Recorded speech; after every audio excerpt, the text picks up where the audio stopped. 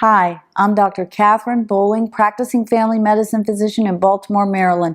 And today I want to talk to you about high risk or pre-diabetes. So type 2 diabetes is the kind of diabetes that comes as we age. And previously, we weren't testing a lot of people for type 2 diabetes. So lots of people are shocked when they're told by their doctor that they have pre-diabetes. They say, I don't have any diabetes in my family history.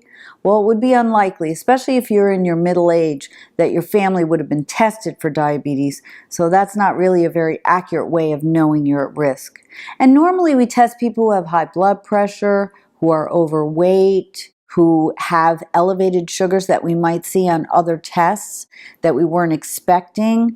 Sometimes women who have very big babies during their pregnancy or have had gestational diabetes, they're at increased risk for late onset diabetes. So we test those people because if we can identify that you have risk for diabetes, you can make changes in your life that can postpone or even make it that you never get diabetes.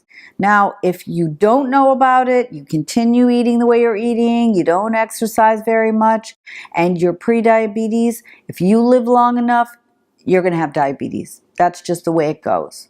But if you know, even as shocking as it may be, if you know that you have prediabetes, you can make changes in your life right now that can either postpone this until you're in your 80s or 90s maybe, or make it that you never get diabetes at all. And those changes include limiting your carbohydrate or sugary food intake, increasing exercise.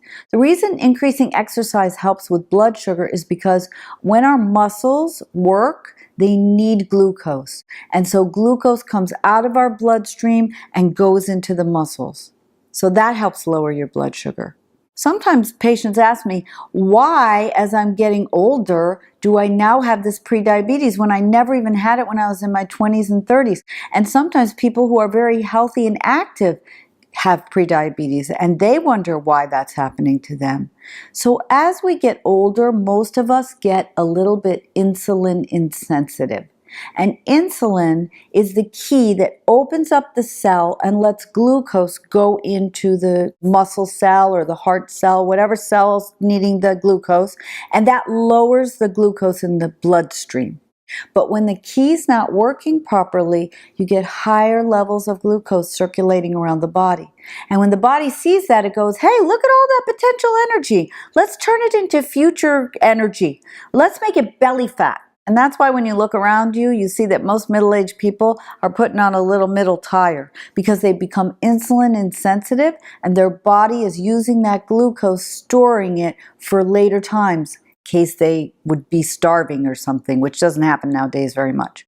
So these are the things that you need to know about prediabetes, why it's so common in the middle age, and that there are things you can do about it to lessen your risk of going on to develop diabetes.